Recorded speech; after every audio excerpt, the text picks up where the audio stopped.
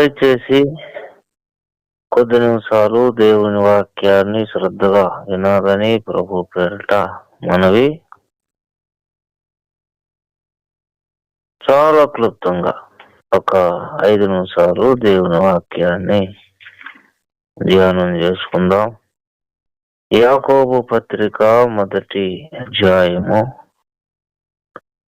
యాకోబు పత్రిక మొదటి అధ్యాయము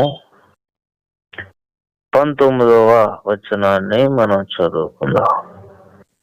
నా ప్రియ సహోదరులారా, మీరు ఈ సంగతి ఎరుగుదురు గనక ప్రతి మనుష్యుడు వినుటకు వేదురుపడువాడును, మాటలాడుటకు నిదానించువాడును, కోపించుటకు నిదానించువాడునై ఉండవలెను. దేవుడు ఈ వాక్య భాగాన్ని మన వెనుకలో ఆస్వాదించగాక. ప్రార్థన చేద్దాం. స్తోత్రం నాయనా, చదవబడిన లేఖన భాగాన్ని మా వెనుకని మీరు దీవించి ఆస్వాదించి మా దోషముల అపరాధములన్నీ క్షమించి నిరాశపెట్టి వాడు ప్రభా కనికరించి బాగుని రక్తముతో కడిగి అభిషేకించి మా అందరితో మాట్లాడమని యేసయ్య నామములో స్తుతించి ప్రార్థిస్తున్నాం తండ్రి, ఆమేన్. దేవునికి మహిమ కలుగును గాక. ప్రియ దేవుని బిడ్డలారా, చదవబడిన వాక్య భాగంలో నా ప్రియ సహోదరులారా, మీరు ఈ సంగతి ఎరుగుదురు గనుక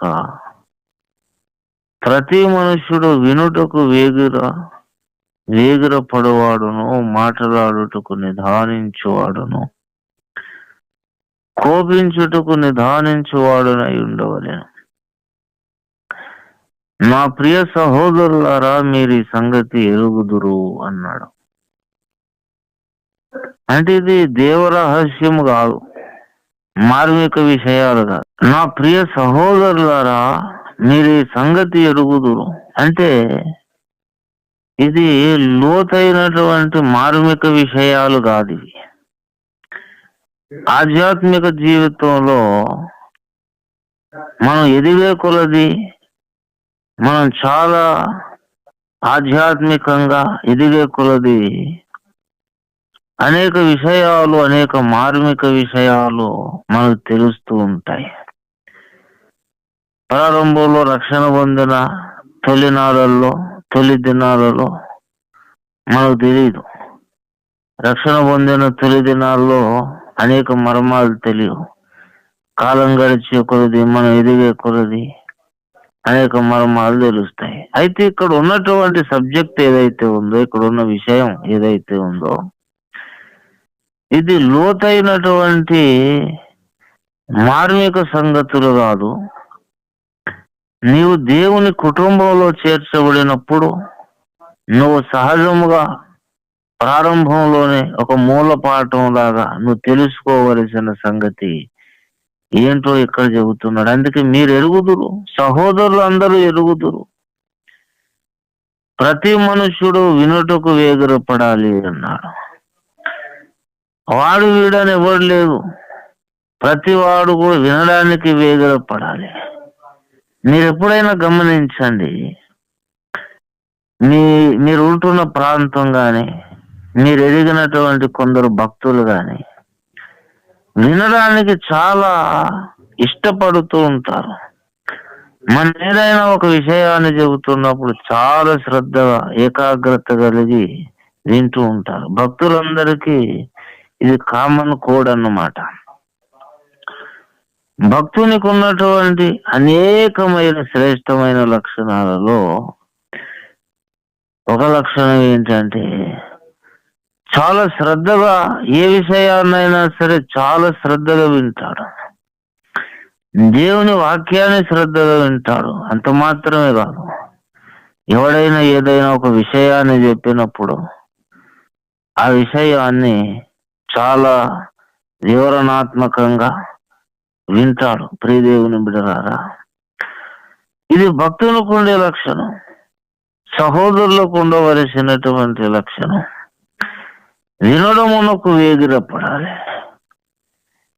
చాలా మంది రివర్స్, భక్తిహీనుల, బుద్ధిహీనుల వ్యవహారంలో వేరేగా ఉంటుంది. ఏంటంటే వినడానికి వేగిరపడరు, చెప్పడానికి వేగిరపడతారు. ఏదోటి చెప్పాలి, ఏదో చెప్పాలి, ఏదోటి చెప్పాలంటే వాళ్ళ కష్టాలు బాధలు చెప్పడం అని కాదు, వాడు తెలిసిందేదో చెప్పాలి అనే ఆతృత అన్నమాట. ఇదంతా భక్తిహీనుని యొక్క లక్షణం. నీకు తెలిసిందల్లా చెప్పడానికి కాదు, అది అవసరమా కాదా, అవతల వాడు అడిగాడా లేదా, అవతల వాడికి ఇది అవసరమా కాదా అని చాలా మరి సమయోచితమైనటువంటి జ్ఞానము కలిగిన వ్యక్తి అయి ఉండాలి సహోదరుడు అనేవాడు. కానీ నాకు తెలిసిన ప్రతి విషయాన్ని చెప్పుకొని పోతాను, నాకు ఇది తెలుసు కనుక చెబుతాను అని ఏదో చెప్పి సమాజంలో మనుషులు ఎదుట నాకు కూడా తెలివి ఉంది, నాకు కూడా జ్ఞానం ఉంది, నాకు కూడా మరి విషయ పరిజ్ఞానం నా దగ్గర ఉన్నది అనేది, అదంతా కూడా భక్తిహీన యొక్క లక్షణం. అవసరార్థం చెప్పడం వేరు, మనల్ని మనం కనపరుచుకోవడానికి చెప్పడం వేరు. నేను చెబుతున్న ప్రియ దేవుని బిడ్డగా, ఒక దైవ సేవకునిగా దేవుడు నా హృదయంలో ఉంచినటువంటి భారం రీత్యా నేను చెబుతున్నాను. అసలు సమాజంలో నేను కనబడాలి అనే ఉద్దేశంతో నువ్వు మాట్లాడే ప్రతి మాట కూడా అర్థమైందా, నేను కనపడాలి అని నువ్వు ఎవరి దగ్గర మాట్లాడే ప్రయత్నం చేస్తున్నావో, నీవు ఆ తీరు, ఆ వ్యవహారం, ఆ స్వభావం, ఆ లక్షణం, ఆ వైఖరి, ఆ తత్వము, ఇవి నీలో ఉంటే ఒక ఘోరమైన నష్టం జరుగుతుంది. నా హృదయంలో భయంకరమైన భారంతో ఈ మాటని చెబుతున్నాను. మాటలు నీ నోట ఉన్నాయి, వాటి వెనకాల ఉద్దేశములో నిన్ను నీవు కనపరుచుకోవడానికైతే నీకొక భయంకరమైన నష్టం జరుగుతుంది. ఏంటో తెలుసా?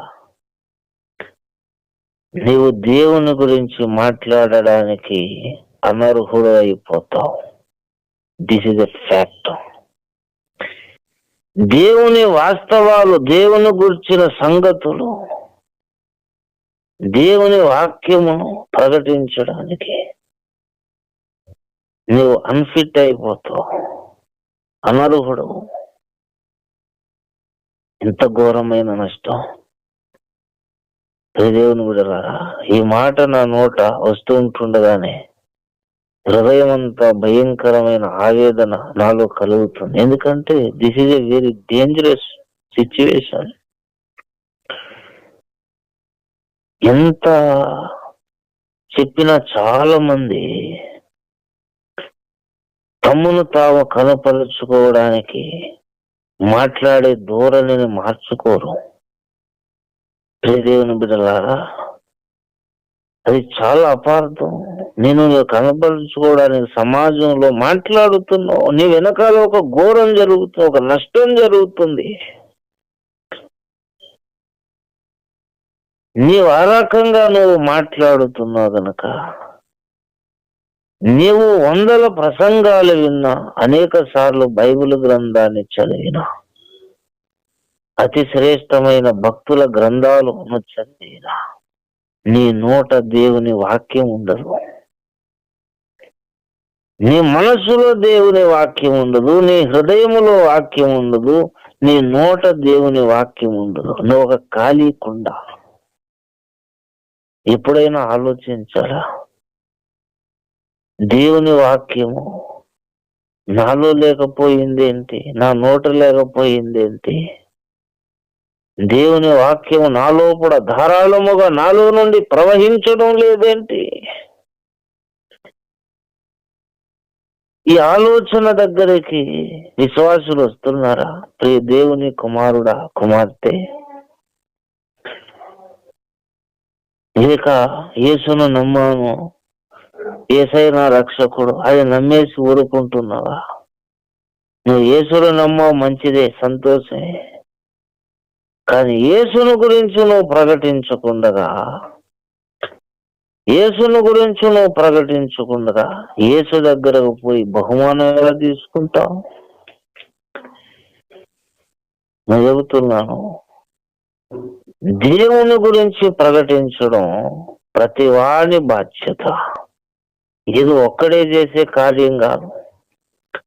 పౌలు ఒక్కడే చేసే కార్యం కాదు, ఎలియా ఒక్కడే చేసే కార్యం కాదు, మోషే ఒక్కడే చేసే కార్యం కాదు. ఈ తరంలో చాలా భక్త శ్రేష్ఠుడని అనుకునే వ్యక్తి ఒక్కడే చేసే కార్యక్రమం కాదు. దేవుని గురించి ప్రకటించడం ప్రతి వారి బాధ్యత. ఆ ప్రకటించే సామర్థ్యం అసలు నువ్వు కలిగి ఉండాలి అంటే నిన్ను నీవు కనపరుచుకునే మాటలను నువ్వు మొత్తం మూసిపెట్టుకోవాలి. ఇక్కడికి నువ్వు రావాలి. నేను కనపరుచుకునే ప్రయత్నం, వ్యవహారం ఎప్పుడు చేస్తావో దేవుని గురించి ప్రకటించడం అనే ప్రక్రియ, ఆ సామర్థ్యం నువ్వు పోగొట్టుకుంటావు. దేవుడి గురించి ఎవరో చెప్పారు అయిపోయింది అనుకోకండి. ఎవరు చెప్పడం ఏంటి? ఆ భక్తుడు చెప్పాలి, ఇంకొక భక్తుడు చెప్పాలి, నువ్వు చెప్పాలి, నేను చెప్పాలి, అందరూ చెప్పాలి. అందరూ చెప్పడం ఏంటండి? ఇంత గొప్ప సత్యాన్ని పలానా భక్తుడు చెప్పాడు, ఇంకేముంటుంది చెప్పడానికి అంటే అదేం కుదరదు. అలాంటి పరిస్థితి లేదు. నమ్మి భారతదేశం పొందిన ప్రతి వారు కూడా చెప్పాలి. ఒకరిద్దరు చెప్పేది కాదు. 106వ కీర్తన దయచేసి 106 మొదటి నుండి చదువుతుంది. యెహోవాను స్తుతించుడి, యెహోవా దయాళుడు, ఆయనకు కృతజ్ఞతాస్తుతులు చెల్లించుడి. ఆయన కృప నిత్యము ఉండును. యెహోవా పరాక్రమ కార్యములను ఎవడు వర్ణింపగలడు? ఆయన కీర్తి అంతటిని ఎవడు ప్రకటించగలడు? బిడ్డలారా, ఆయన కీర్తి అంతటిని ఎవడు ప్రకటించగలడు అంటే ఎవడు ప్రకటించలేడని కాదు, ప్రకటిస్తారు కానీ అంతా ఎవడు ప్రకటించలేడు అని చెబుతున్నాడు. 100 మంది వచ్చారు దేవుని కీర్తి ప్రకటించడానికి. 100 మంది కూడా బలపరచబడి దేవుని కీర్తిని గురించి ప్రకటిస్తున్నా సరే ఆయన కీర్తి అంతా ఎవ్వడు ప్రకటించే. ఒక్కడు చేసే పని కాదది. నీ మనోనేత్రాలు వెలిగించబడాలి. ఈ మాట ఒకడు చేసే పని కాదు. దేవుని కీర్తి అంతా కూడా ఒకడు చేసే పని కాదు. అది నేను చెయ్యాలి, నువ్వు చెయ్యాలి, ప్రతి విశ్వాసి చేయాలి. ఒక అపోస్తలుడు చేస్తాడు, ఒక ప్రవక్త చేస్తాడు అని కాదు. మనలాంటి వ్యక్తులు మనం కూడా కార్యం చేయాలి. కానీ మనం చేయగలమా? చేయలేము. దేవుడు ఆ సామర్థ్యం ఇవ్వాలి. దేవుడు ఎప్పుడు ఇస్తాడు ఆ సామర్థ్యం? ఎప్పుడు ఇస్తాడు అంటే మొదట నీ సాధారణమైన సంభాషణలో నువ్వు నమ్మకస్తుడు కావాలి. ఈ మాట వింటున్నారా? ఈ ప్రసంగాన్ని విన్నవారు బాగా దీన్ని గ్రహించాలి. నీ సాధారణమైన సంభాషణలో నీవు నమ్మకస్తుడు కాకపోతే నీ దైనందిక జీవితంలో, నీ దైనందిక జీవిత సంభాషణలో నువ్వు యథార్థవంతురాలు కాకపోతే దేవుని కీర్తిని ప్రకటించడానికి దేవుడు నీకు సామర్థ్యం ఇవ్వడు.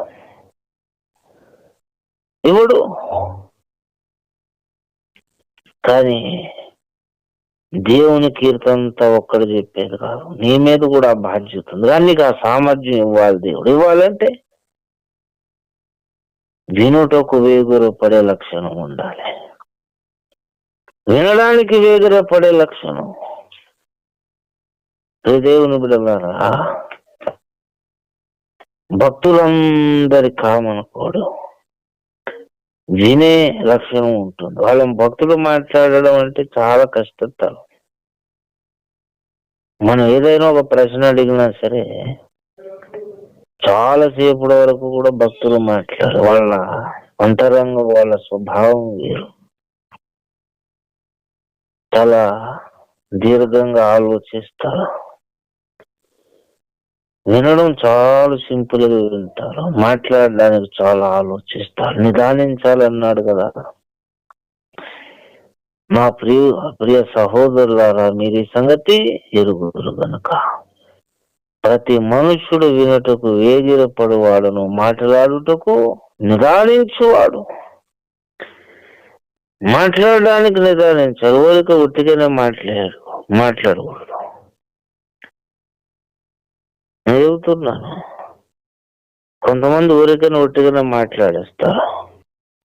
వాస్తవాన్ని ఒప్పుకొని మాట్లాడవయ్యా, నిదానించి మాట్లాడు. నువ్వు ఎవరితో మాట్లాడుతున్నావో కాసంత జాగ్రత్త కలిగి మాట్లాడు. కొంతమంది చాలా విచిత్రమైన విషయం ఏంటంటే, సేవకులతో అబద్ధం అక్కడికక్కడ పుట్టించి మాట్లాడతారు.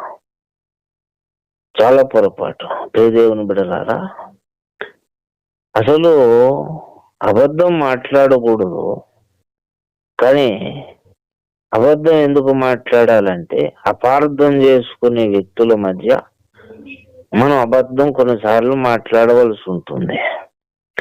అంత స్పిరిచువల్ మైండ్ లేదు, గ్రోత్ లేదు, దైవ భక్తి లేదు. వీని దగ్గర ఉన్నది ఉన్నట్టు చెబితే వీడు పాడవుతాడు, అర్థం చేసుకోలేడు అనుకున్నప్పుడు అలాంటి వాళ్ళ దగ్గర కొన్నిసార్లు ఎవరిని మోసం చేయని అబద్ధాలు మాట్లాడచ్చు. కానీ భక్తుడుగా దేవునితో నడుస్తున్నటువంటి యథార్థవంతుడైన భక్తుడు అని నువ్వు నమ్మిన తర్వాత ఉన్న వాస్తవాన్ని చెప్పాలి తప్ప అబద్ధం చెప్పకూడదు. భక్తుని దగ్గర నువ్వు అబద్ధం మాట్లాడుతున్నావు అంటే నిన్ను బాగు చేయడం ఎవడి తరంగా. నేను చెబుతున్నా కదా, నేను ఎవడు బాగు చేయలేడు. నువ్వు వదిలేసావు, మొత్తం నువ్వు పాడైపోవడానికి తలుపులు తెరిచి పెట్టుకున్నావు. నువ్వు దేవుని బిడ్డలారా, మొట్టమొదటగా ఫలానా వాడు దైవజనుడు, భక్తుడు, దేవునితో నడుస్తున్న వ్యక్తి అది నువ్వు నమ్మిన తర్వాత అలాంటి వాళ్ళని ఎవరైనా, నీ స్థానిక సంఘ కాపరి కానివ్వండి, ఎవరైనా మీరు నమ్ముంటే అలాంటి వాళ్ళ దగ్గర మీరు వాస్తవంగా యథార్థంగా మీరు ఉండడము, ద నెక్స్ట్ మూమెంట్ దేవుని దగ్గర అలాంటి వైఖరి మీరు అనుకరించగలుగుతారు, పాటించగలుగుతారు. భూమి మీద దేవుని పోలి నడుచుకుంటున్న శ్రేష్టమైన భక్తుడు ఎవడైనా ఉంటే, దేవుని ఆత్మవశుడు ఉన్నాడు అని మీరు నమ్మితే, మీరు అర్జెంటుగా మానేయవలసింది ఏంటంటే అక్కడ అబద్ధాలు మాట్లాడడం మానేవాలి. సాటి విశ్వాసుల దగ్గర వాడు అర్థం చేసుకోలేడు కనుక మాట్లాడడం వేరు.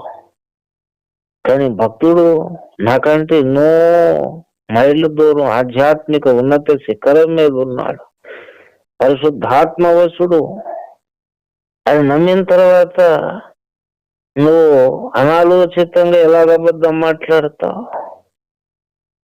సాధారణ మనుషులతో మాట్లాడినట్టు ఊరికని ఈజీగా ఎందుకు అబద్ధం మాట్లాడతావు?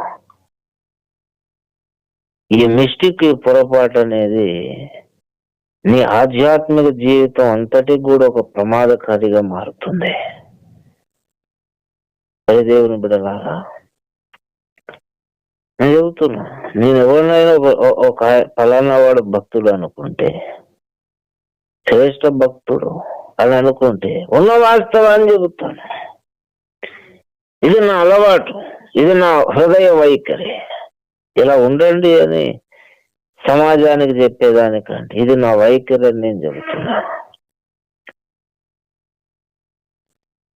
చాలాసార్లు మా ఆత్మీయ తండ్రి ఓఫ్రై గారు నా అనేక పరిస్థితుల రీత్యా నాకు ఎన్నో బోళ్ళని పరిస్థితులు, ఎన్నో సిచ్యువేషన్ ఫేస్ చేశాను. విచిత్ర సంగతులు చాలాసార్లు. మరి ఒకసారి నేను చాలా దీర్ఘమైనటువంటి ఆర్థిక ఇబ్బందుల్లో ఉన్నా, చాలా క్రిటికల్ పొజిషన్. ఒక కోటేశ్వరుడితో నాకు పరిచయం. అతడు నన్ను బాగా నమ్మాడు. ఒక 30 లక్షల రూపాయలు దాదాపు నా హ్యాండ్ ఓవర్ చేశాడు. ఒకరు 4 అబద్ధాలు మాట్లాడితే డబ్బులు నాకు సొంతం అయిపోతాయి. పెద్ద విషయం కాదు అది. అయితే మరి ఆ పని నేను చేయొచ్చు, ఇండివిజువల్ గా నేను చేయొచ్చు. కానీ నేను చేయడం కాదు, నా మీద ఒక అధికారి ఉన్నాడు, దేవుడు పెట్టిన అధికారి కూడా ఉన్నాడు.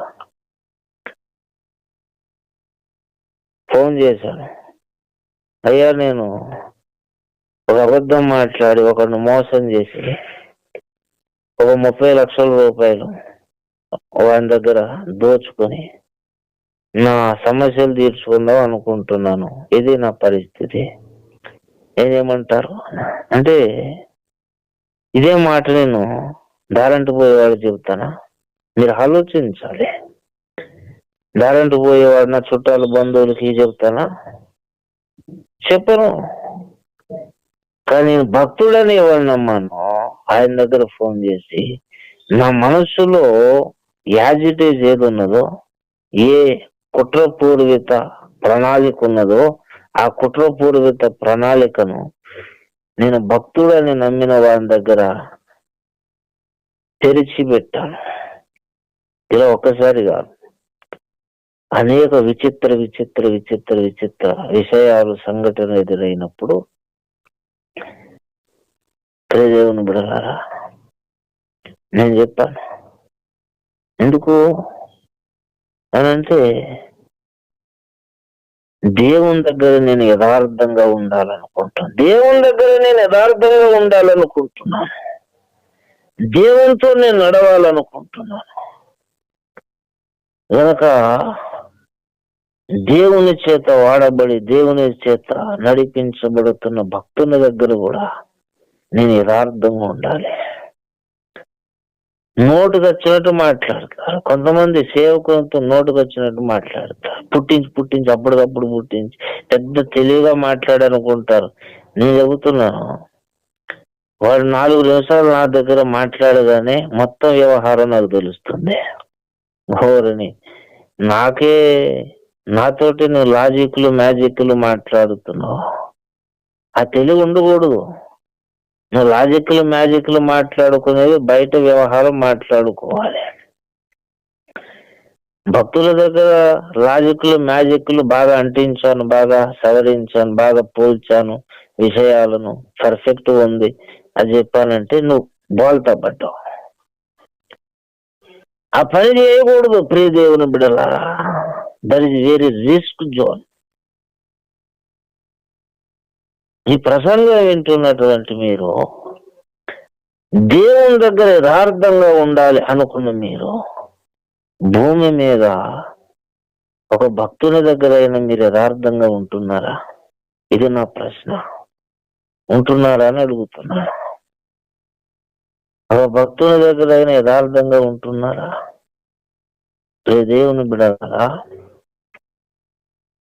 దయచేసి యాకోబు పత్రిక 5వ అధ్యాయము 16వ వచనం, మీ పాపములను ఒకనితోనొకడు ఒప్పుకొనుడి, మీరు స్వస్థత పొందినట్లు ఒకని కొరకొకడు ప్రార్థన చేయుడి. ఇది ఏమన్నాడు? మీ పాపములను ఒకరితో ఒకడు ఒప్పుకొనుడి అన్నాడు. అంటే ఇప్పుడు అందరినీ పిలిచి ఇది నీ పాపం చేశాను, ఆ పాపం చేశాను అని కాదు. ఈ వచనం చూపించి నీ పాపాలన్నీ ఏంటి చెప్పరా, నువ్వేం ఆలోచిస్తున్నావు, నీ రహస్యాలు ఏంటి అని నేను అడగకూడదు. ఆ చెత్త చెదారం అవసరం లేదు. యేసయ్య దగ్గర ఒప్పుకోవాలి. సబ్జెక్ట్ అది కాదు. అసలు విషయం ఏంటి అంటే 14వ వచనం, మీలో ఎవడైనా రోగి అయి ఉన్నాడా, అతడు సంఘపు పెద్దలను పిలిపింపవలెను, వారు ప్రభునామమున అతనికి నూనె రాచి అతని కొరకు ప్రార్థన చేయవలెను. ఇవి ఏమంటాడంటే సంఘ పెద్దలు అంటాడు. 16వ వచనం వచ్చేసరికి మీ పాపములను ఒకరితో కూడా ఒప్పుకోండి అంటాడు. అంటే ఏమీ లేదు, నేను చెబుతున్నాను దీనికి వ్యక్తిగత మన బలహీనతలన్నీ ఒకరికొకటి చెప్పుకోవాలని కాదు. సంఘ పెద్దలు, దైవజనుడు దేవుని చేత, దేవుని ఆత్మ చేత నింపబడ్డాడు అని నువ్వు ఎవరినైనా ఒకవేళ నమ్మితే నువ్వు యథార్థంగా ఉండడానికి నువ్వు ఇష్టపడాలి. నీ రహస్యాలు, అంతరంగ ఆలోచనల తలంపులు ఒకవేళ వాటికి సొల్యూషన్ కొరకు అడగచ్చు, తప్పులేదు. ఇది నేను ఈ పరిస్థితిలో ఉన్నాను, నాకు ఇలాంటి శోధన కలుగుతుంది, మరి ఇలాంటి శోధనలో నేనేం చేయాలి అని ఒక ఆత్మ సంబంధి అయిన భక్తుల్ని అడిగితే అదివరకే అలాంటి సమస్యను అతడు ఫేస్ చేసి ఉంటాడు కనుక నీకు చక్కటి సలహా ఇవ్వగలుగుతాడు. అదే ఒక మూర్ఖుడికి, భక్తిహీనుడికి చెప్పావనుకో, వాడు నీ లైఫ్ అంతా మొత్తం ఊరు వాడ జాడుతాడు. అందుకని మొదట పసిగట్టేటప్పుడు భక్తుల కాదా అనేది పసిగట్టడం ముఖ్యం. తర్వాత ప్రియ దేవుని బిడ్డలారా, భక్తుల దగ్గర మనం చాలా యథార్థంగా ఉండాలి, చాలా న్యాయంగా మాట్లాడాలి, వాస్తవాలు మాట్లాడాలి. చేతనైంది చేతనైందని చెప్పాలి, చేతగాంది చేతగాదని చెప్పాలి. నాకు ఈ సామర్థ్యం ఉంటే ఉన్నదని చెప్పాలి, లేకపోతే లేదని చెప్పాలి. కానీ కవరింగులు చేయవద్దు. చేస్తే ఏటట అదంటే నువ్వు ఇక్కడ చేస్తే నువ్వు దేవుని దగ్గర కూడా చేస్తావు.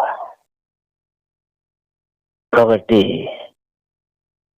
ఈ లక్షణం ఉండకూడదు. ఈ లక్షణం ఎప్పుడు వస్తుంది అంటే నువ్వు మాట్లాడడానికి వేగిరపడే వ్యక్తివైతే, వినడానికి వేగిరపడే వ్యక్తివి కాదు, మాట్లాడడానికి వేగిరపడే వ్యక్తివైతే, సాధారణ మనుషులతో ఎలాగైతే కోతలు అంటారు కదా, నోటికి ఏది వస్తారో మాట్లాడేస్తారు కదా, అలాగే అదే అలవాట్లు, అదే పొరపాటుగా భక్త శ్రేష్ఠులతో కూడా అలా మాట్లాడడం ఒక ఆనవాయితీ అయిపోతుంది, ఒక అలవాటు అయిపోతుంది.